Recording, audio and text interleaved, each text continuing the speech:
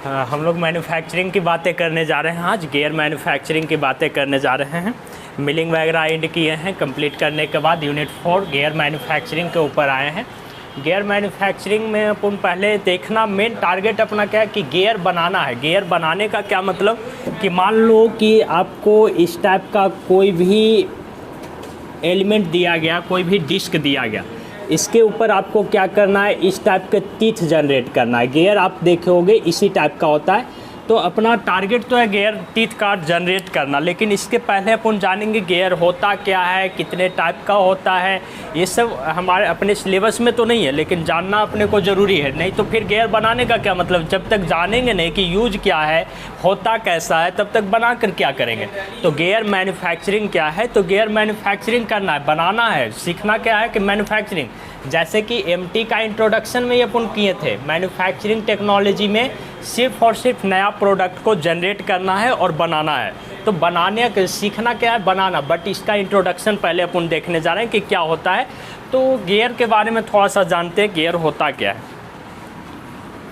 ऐसा आप कह सकते हैं कि पावर का ट्रांसमिट करना इन शॉर्टेस्ट डिस्टेंस। मतलब क्या हुआ, देखो अगर आपका पास एक मोटर है, यहाँ पे आपने मोटर लगाया और इसको इलेक्ट्रिसिटी से कनेक्ट किया और इसका पुल्ली को ऑन के जैसे ही ऑन किया, ये पुल्ली इसका रोटेट करने लगेगा, रोटेट करेगा इसका पुल्ली रोटेट करेगा। अब मान लो आपके पास यहाँ पे एक मशीन लगा हुआ है, कोई भी मशीन, जैसे आप नॉर्मल जो भी देखे हो, कुट्टी काटने का मशीन देखो, या गेहूं पीसने का मशीन देखो, या तेल का मशीन देखो, बहुत सारे मशीन आप देखते होंगे।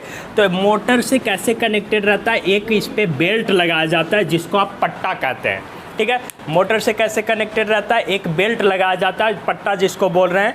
तो ये बेल्ट जो लगाया गया, इसका काम क्या है कि पावर को यहाँ से, यहाँ पे हमने इनपुट दिया, यहाँ पे पावर दिया, मोटर ऑन किया, इलेक्ट्रिसिटी इनपुट में दिया और यहाँ से पावर को ट्रांसमिट यहाँ करना था। मतलब कुछ लॉन्ग डिस्टेंस पे, थोड़ा सा कुछ डिस्टेंस था, डिस्टेंस पे पावर का ट्रांसमिट करना था। तो कुछ डिस्टेंस पे पावर का ट्रांसमिट करने के लिए हमने बेल्ट का यूज कर लिया। कहीं कहीं आपको दिखेगा रोप का यूज कर लेता है, मतलब कि क्या बोल सकते हैं कि रस्सी का यूज कर लेता है। जैसे आप साइकिल चलाते हैं, साइकिल में आपका क्या होता है कि चैन लगा हुआ होता है। साइकिल में इस तरह से आप देखते होंगे, या मोटरसाइकिल या बाइक जो भी यूज करते हैं, एक चैन लगा हुआ होता है। चैन क्या करता है, आपने आइए, चैन का काम क्या है, तो आपने पावर यहाँ पे दिया, पावर आपने यहाँ पे इनपुट किया, या आपने यहाँ पे पैंडल मारा। यहाँ पे पैंडल मारने से आपको क्या हुआ कि यहाँ पैंडल जैसे ही आप मारे, यानी कि इनपुट यहाँ पे दिया, और पावर आपको पिछला चक्का को घुमाना है, तो पीछे में भी एक छोटा सा गियर लगा देते हैं। गियर नहीं, यहाँ पे क्या लगाते हैं, एक इस टाइप का स्पॉकेट लगाते हैं, चैन जिसको कि घुमाता है। तो चैन घुमाया मतलब यहाँ से आपका पावर का ट्रांसमिट यहाँ पे किए। हम लोग बाबू देख रहे हैं गियर मैन्युफैक्चरिंग, जो अभी आए हैं उनके लिए। गियर मैन्युफैक्चरिंग में हम लोग का टारगेट क्या है, गियर बनाना अपना टारगेट है। गियर कैसे बनाते हैं, तो इस टाइप के इस पे इन्वॉल्यूट टीथ बनाते हैं, जनरेट करते हैं।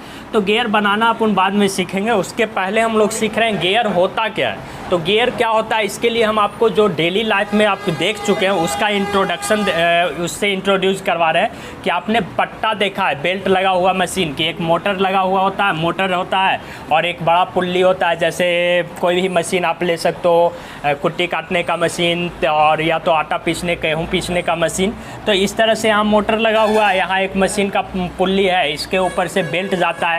तो पावर ट्रांसमिट मेन टारगेट हमने बोला इंट्रोडक्शन में कि पावर ट्रांसमिट करता है। तो पावर ट्रांसमिट आपको डेली लाइफ से इंट्रोड्यूस करवाएं कि यही पावर ट्रांसमिट हुआ। यहाँ पे आपका इनपुट है और यहाँ पे आउटपुट मिल रहा है। यहाँ पे आपका मशीन चल रहा है किसके सहारे, बेल्ट के सहारे।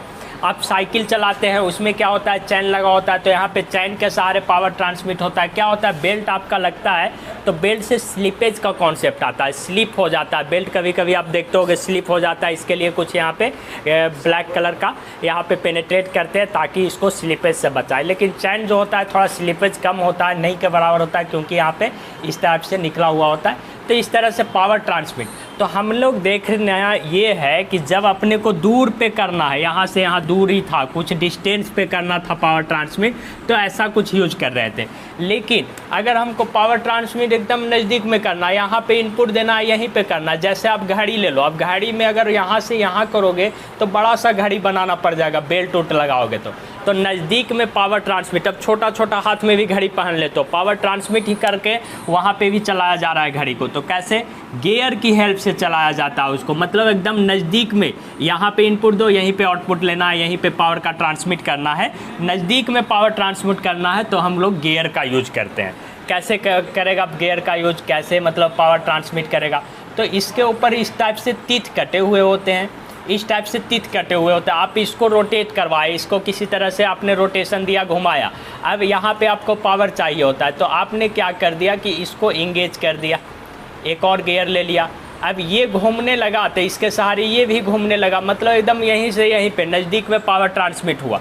तो गियर क्या करता है? शॉर्टेस्ट डिस्टेंस पे पावर का ट्रांसमिट करता है। मतलब इनपुट आपने यहाँ पे दिया, यहाँ पे इनपुट दिया, यहाँ पे आउटपुट मिल रहा है, या तो ये ऑटोमेटिक पावर ट्रांसमिट, ये ड्राइवर होता है, मतलब जिस पे आप इनपुट दे रहे हो उसको ड्राइवर कहते हैं, इस पे आप इनपुट दे रहे हो तो ये ड्राइवर, और इसको आप ड्रिवन कहते हैं, मतलब ये ऑटोमेटिक, इस ड्राइवर की हेल्प से ये रोटेशन हो रहा है। तो इट इज़ द क्या कर सकते हो, पावर का ट्रांसमिट शॉर्टेस्ट डिस्टेंस पे। और थोड़ा सा समझते हैं, गियर का एक काम तो पावर का ट्रांसमिट करना शॉर्टेस्ट डिस्टेंस पे है, एक और काम क्या है गियर का, वो चीज़ देख लेते हैं। अब ये सब हटा दो, ये सब की ज़रूरत नहीं थी, बस ये था कि लॉन्ग डिस्टेंस के लिए अपने को बेल्ट या चैन या रोप लेते हैं, और शॉर्टेस्ट डिस्टेंस के पे पावर ट्रांसमिट करने के लिए अपन गियर लेते हैं। अब गियर में आते हैं, गियर का एक और काम होता है बाबू, क्या होता है? तो मान लो इस टाइप का गियर, एक बड़ा सा गियर है, इसका सारा तीथ इक्वल डिस्टेंस पे होगा। अभी रफ स्केच में आपको ये दिख रहा होगा, सारा का डिस्टेंस, जैसे हम इंडेक्सिंग आपको बताए थे, उसमें बताए थे गियर कट करने के लिए इंडेक्सिंग करते हैं कि बराबर बराबर दूरी पर हो, और नहीं तो एक आगे हो जाएगा, एक एक पीछे हो जाएगा, तो इंगेज और डिसंगेज नहीं हो जाएगा, नहीं हो पाएगा। तो मान लो ये एक गियर है, और इससे एक छोटा गियर को अपने को इंगेज करना है, छोटा गियर इसके पास लगाएं, तो बड़ा गियर का इसका डाया जो है बड़ा है, ज़्यादा बड़ा है, इसका डाया छोटा है, तो मतलब इसको एक बार रोटेट ये जितना देरी में करेगा उतना में ये 2-3 बार रोटेट कर लेगा। तो ऐसा कर सकते हैं कि स्पीड को फ्लैक्चुएट करने में भी काम करता है। अगर आपने बड़ा से छोटा को अटैच कर दिया है तो ये स्पीड ज़्यादा देगा छोटा वाला, अगर आपने छोटा को ड्राइवर बना के बड़ा वाले को अटैच किया तो स्पीड ये कम देगा। जैसे आप देखते हो साइकिल में, साइकिल तो रहने दो, क्या होता है, एक पीछे की ओर बड़ा सा चैन का छोटा लगाते हो, एक आगे की ओर बड़ा सा लगाते हो, तो क्या होता है, ये वाला ज़्यादा स्पीड में थोड़ा रोटेट करेगा, इसको एक राउंड कैसे रोटेट करेगा आपको ही पता है कि आरपीएम मतलब रिवोल्यूशन पर मिनट। तो रिवोल्यूशन पर मिनट, 1 मिनट में जब ये 50 रिवोल्यूशन कर रहा है तो उसी मिनट में ये 200, जितना दाया कम है 200 रिवोल्यूशन कर लेगा, मतलब इसका स्पीड बढ़ जाएगा, ऐसा आप सोच सकते हो। इसी तरह से घड़ी का मैकेनिज़्म होता है। घड़ी में क्या होता है कि एक ड्राइवर गियर बनाता है, मतलब एक को बैटरी से या मोटर से पावर देते हैं, उसके बाद जो स्विच जो वाला बहुत ही कम सुई को चलना है, जैसे घंटा आवर वाला सुई आप देखते हो कि बहुत धीमा चलता है, तो उसके लिए आपको क्या करना होगा, एक बड़ा गियर लगाना होगा क्योंकि धीमा चलाना है। अब क्या करना है कि सेकंड वाला सुई को चलाना है, सेकंड वाला सुई अपने को फास्ट चलाना है, तो इसके लिए एक छोटा गियर लगा देंगे, फास्ट चलेगा। उसके बाद मिनट वाला सुई को थोड़ा सा एवरेज चलाना है, तो इस ना बड़ा ना छोटा, मतलब एक इसी के आसपास का गियर लगा देंगे, एवरेज चलेगा। तो इस तरह से आपने घड़ी अगर खोलते हुए देखे होगे किसी को या खुला हुआ देखे होगे, तो छोटा छोटा सा ऐसे तीत निकला हुआ प्लास्टिक का, वाइट कलर का या किसी कलर का बना होता है, वही वहाँ पे आपको गियर इजीली दिख जाएगा। तो वो प्लास्टिक गियर हर मटेरियल का बना सकते हैं, जैसा आपको पावर ट्रांसमिट करना। हैवी पावर है तो कास्ट आयरन, कार्बाइड वगैरह टंगस्टन के लेंगे मिक्सअप करके। लो है तो अपन ऐसे एल्युमिनियम का भी बना सकते हैं, प्लास्टिक का, जैसा पावर ट्रांसमिट। अब सुई में क्या कोई फोर्स नहीं लगाना, बस इसको ऐसे ऐसे तो करना है, तो प्लास्टिक का बना लेते हैं, है ना, मतलब घड़ी वाला जो बता रहे हैं आपको। क्लियर है इतना सा? अभी तक हम लोग क्या देखे कि गियर का काम क्या है, तो गियर का सिर्फ और सिर्फ 2 काम है। एक तो पावर को ट्रांसमिट करना इन अ शॉर्टेस्ट डिस्टेंस, छोटा सा डिस्टेंस से पावर को ट्रांसमिट करना, और दूसरा काम क्या है, तो दूसरा काम आपका हो गया क्या कि आपका स्पीड को रिडक्शन करना या इंक्रीमेंट करना। 2 गियर का आपका काम हो गया। उसके बाद अब गियर का काम तो अब देख लिए, गियर का थोड़ा सा टाइप्स देखते हैं, अपने को ज़रूरत नहीं है, लेकिन गियर जब हम बनाएंगे, जब पढ़ाएंगे तो बोलेंगे बाबू ये हेलिकल गियर बनाने में काम देता है, ये बॉम एंड व्हील गियर बनाता है, ये स्पर गियर बनाता है। तो देख लेते हैं थोड़ा सा होता क्या है, अपने सिलेबस में नहीं है, लेकिन नहीं जानोगे और हेलिकल लिखवाएंगे तो समझ में नहीं आएगा। तो टाइप्स में आते हैं। अभी तक हम लोग इंट्रोडक्शन देख रहे थे, अब types of gear. Types of gear, gear कितने टाइप के होते हैं ये चीज़ पे चर्चा करने जा रहे हैं। तो नॉर्मली ऐसा बोल सकते हो कि स्पर गियर, सबसे पहला जो गियर बना था उसको नाम हम लोग दिए थे स्पर गियर के नाम से जानते हैं। सबसे फर्स्ट गियर जो बना उसको स्पर गियर कहते हैं। इसमें क्या होता था, जो तीत होता था, ऐसे 2D डायग्राम में ही समझ लेते हैं, ऐसा ही आपको टाइप में बनाना भी होता है एग्ज़ाम में, कि जो गियर होता था उसका जो तीत होता था इस टाइप से स्ट्रेट रहता था। ये सब डिटेल अपन कहाँ पढ़ेंगे पता है, टॉम में, थ्योरी ऑफ मशीन में डिटेल पढ़ेंगे, सब लिखेंगे। अभी लिखेंगे नहीं इसका, क्योंकि अपना सिलेबस की बातें नहीं, अभी सिर्फ समझते हैं थोड़ा थोड़ा सा, ताकि अपने को मैन्युफैक्चरिंग करने में ईजी हो जाए। तो इस टाइप का अगर स्ट्रेट तीथ रहे, स्ट्रेट तीथ रहता था, तो ऐसा तीथ रहता था तो इसको अपन स्पर गियर बोलते थे। तीथ का मतलब दांत, इस टाइप से बना हुआ रहता था। ये गियर है, इस टाइप से तीथ, सीधा सीधा तीथ रहता था। ये अभी भी आपको कुछ कुछ जो केतारी का जूस बनाने वाला होता है, रस निकालने वाला, उसके पास दिख जाता है स्पर गियर। तो यहाँ पे क्या प्रॉब्लम आई कि अपने को दूसरा गियर बनाना पड़ा। तो स्पर गियर में क्या होता था कि इस टाइप का स्ट्रेट तीथ होने के कारण क्या हो जाएगा, स्ट्रेट तीथ होने के कारण क्या हो जाएगा, मान लो ये ड्राइवर गियर है, इसका तीथ स्ट्रेट है, और ये आपका बाबू ड्रिवन गियर है। ड्रिवन का मतलब आपको अब समझ में आ रहा होगा कि ये इस पर अपन पावर देंगे, इसको रोटेट करवाएंगे, और ये ऑटोमेटिक इससे इंगेज होकर रोटेट करेगा। ये ऑटोमेटिक रोटेट करेगा इससे इंगेज होने के बाद। क्लियर है ना, समझ में आ रहा ना। तो इंगेज होने के बाद ऑटोमेटिक रोटेट करेगा। तो आप ऐसे समझ सकते हो कि अगर दोनों एकदम सीधा सीधा है तो इसी को ऐसे, इसी में इसको तो जाना है, तो ये ऐसे कहीं ना कहीं एक बार दांत पे आएगा और ऐसे दोनों के दोनों कस के टकराएगा, फिर दोनों एक बार छोड़ेगा तो एक बार छोड़ेगा, और टकराएगा तो एक साथ टकराएगा, क्योंकि एकदम सीधा सीधा दांत है, एक साथ में टकराएगा। तो ऐसे टकराने से क्या होता था, एक बार एक ना पूरे दांत पे एक बार एक खट से कस के आवाज़ करेगा, क्योंकि पूरा दांत एक बार में ऐसे टकराएगा। अपने को उतना टकराने की ज़रूरत है नहीं, अपना का काम क्या है कि मोशन लेना है, ट्रांसमिट करना है पावर को। तो पूरा का पूरा टकराएगा तो खट से आवाज़ करेगा, लोड भी ज़्यादा आएगा, इम्पैक्ट लोड। जैसे आप ऐसे समझ सकते हो कि अगर इसको अपन इसके ऊपर ऐसे करें तो ऐसे एक बार पूरा करेंगे तो ये कस के लोड देगा। कस के मतलब कि आवाज़ आएगा, इस पर इम्पैक्ट लोड टाइप के देगा, इससे दांत खराब हो सकता है, टूट सकता है, बहुत सारे इन्वोलिट का प्रॉब्लम आ जाता था। तो इसके कारण क्या किया, हमको चाहिए क्या था, आवाज़ तो चाहिए नहीं, लोड तो चाहिए नहीं, अपने को सिर्फ पावर चाहिए। तो मैंने क्या किया, इसको तिरछा तीथ को क्या किया, अगला में दूसरा नंबर पर आया हेलिकल गियर। हेलिकल गियर वो वाला प्रॉब्लम को दूर किया, जो एक बार मार रहा था ना उसको दूर किया। इसमें क्या किया कि इसको इंक्लाइंड बना दिया, इसका जो दांत था ऐसे ऐसे तिरछा बना दिया। हेलिकल गियर में तीथ को हल्का हल्का सा इंक्लाइंड कर दिया। इससे फ़ायदा क्या हुआ हेलिकल गियर में कि ये जब इंक्लाइंड हो गया, और इंक्लाइंड चीज़ से मेस करना, मान लो एक दांत ये है और एक दांत ये है, इंक्लाइंड वाले से मिलना है, तो ये पहले कौन टकराएगा, ये वाला टकराया तो पहले एक ही पॉइंट से टकराएगा, फिर ये छोड़ेगा, फिर दूसरा पॉइंट से फिर छोड़ेगा, तीसरा, मतलब एक एक पॉइंट वाइज टकराएगा, एक को छोड़ेगा, दूसरा से टकराएगा, तीसरा से टकराएगा, और ऐसे ऐसे घूमते रहेगा। आया समझ में। इंक्लाइंड करने का फ़ायदा क्या हुआ, इंक्लाइंड करने का फ़ायदा ये हुआ कि अब जो टकराएगा एक बार एक नहीं टकराएगा, सीधा था तो क्या हो रहा था, इससे तुरंत टकरा जा रहा था, एकदम ऐसे टकरा रहा था, एकदम ऐसे टकरा रहा था, लेकिन अब ऐसे हो गया, ऐसे हो गया।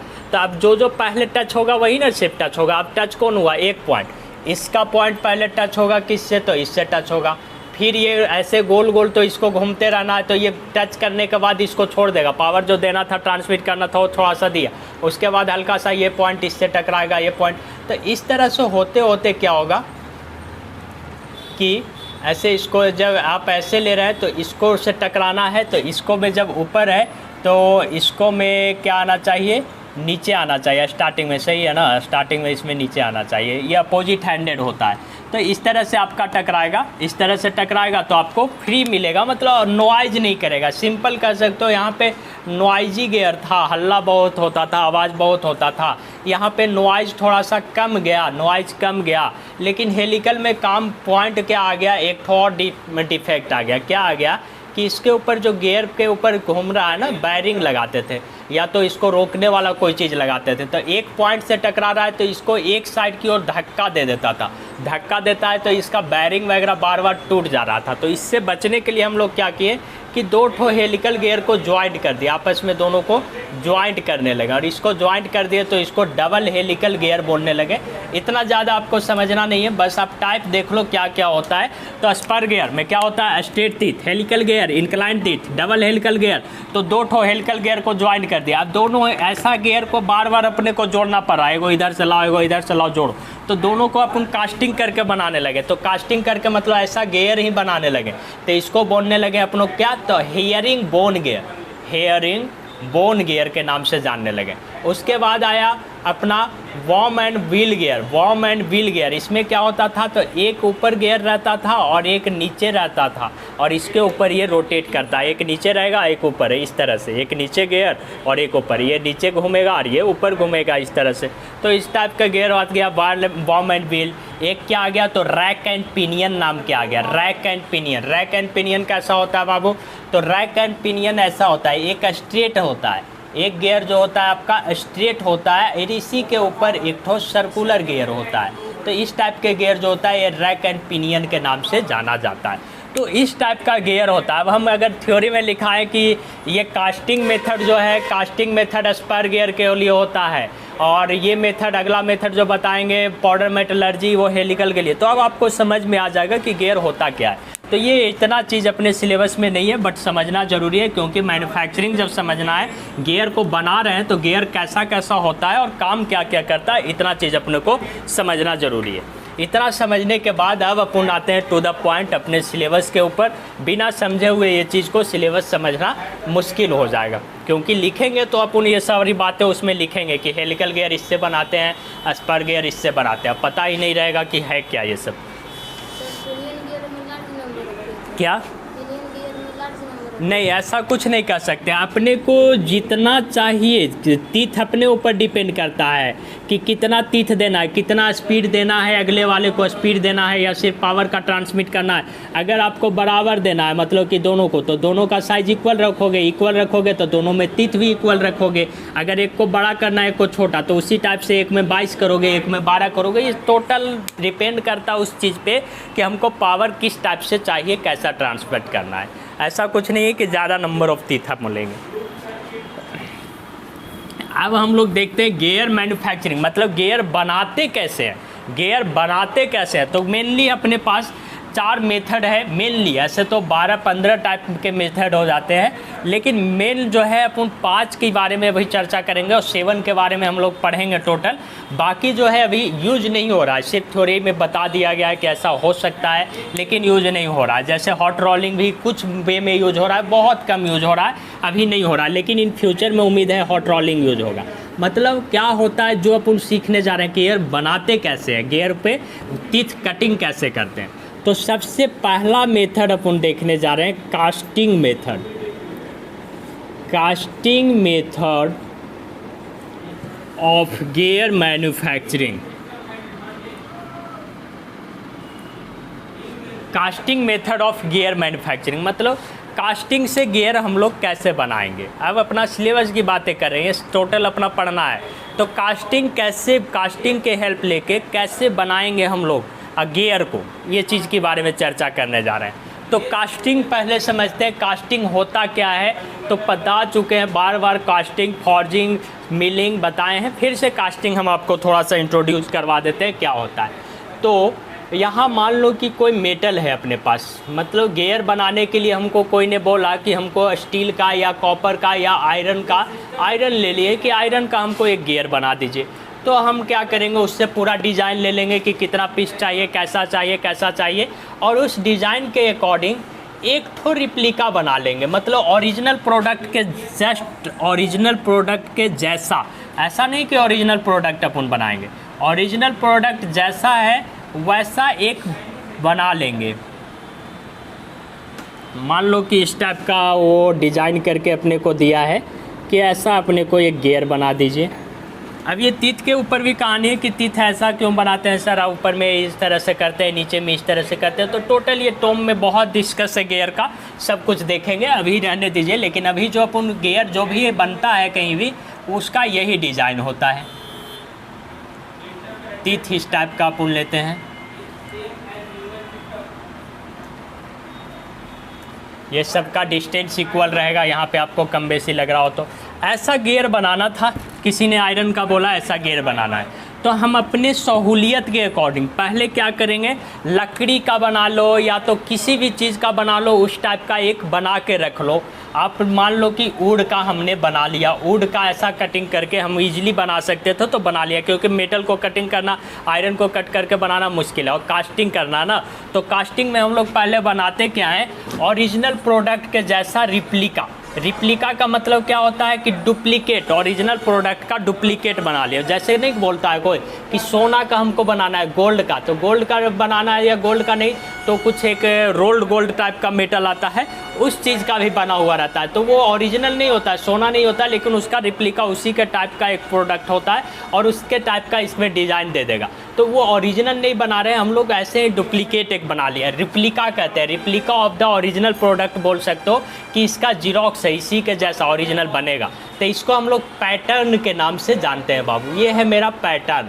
अब पैटर्न को क्या करेंगे, पैटर्न को अपन बीच में रख देंगे और इसके चारों ओर से बालू और मिट्टी का मिश्रण बनाएंगे। पानी मिलाकर बालू मिट्टी का मिश्रण बनाकर इसके चारों ओर अच्छे से इसको पेनेट्रेट कर देंगे। अच्छे से बालू और पानी का मिक्सचर जो है, मिट्टी पानी का, मिट्टी का काम होता है बाइंडिंग एजेंट के जैसा, और ये चारों ओर इसमें पेनेट्रेट कर देंगे। अब उसके बाद एक गैप रखेंगे या इसको टुकड़ा टुकड़ा में तोड़ने का ऑप्शन रखेंगे और इसको एक होल से ये सारी चीज़ों को बाहर निकाल लेंगे हम लोग। जब आप बाहर निकाल लोगे तो क्या बचेगा, यहाँ पे एक गड्ढा हो जाएगा, इस टाइप के शेप का हो जाएगा ना। इसको अपन पहले क्या किए, मिट्टी और पानी से मिक्स करके इसमें चारों ओर इसमें भर दिए।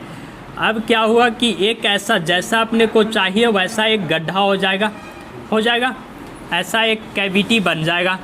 ये कैविटी जो बन के इस टाइप का तैयार होगा। अब आयरन को क्या करेंगे, बाहर में कहीं पे मेल्ट कर लेंगे, इसको गर्म करेंगे भट्ठी में और मेल्ट कर लेंगे, मॉल्टेन स्टेज में लिक्विड बना लेंगे और लिक्विड को लाकर इसमें पेनेट्रेट कर देंगे। राइजर लगा हुआ होगा, इसमें स्क्रू लगा हुआ होगा, गेट सिस्टम लगा हुआ होगा, इसी के थ्रू अपन इसको में पेनेट्रेट कर देंगे, इसमें इसको डाल देंगे।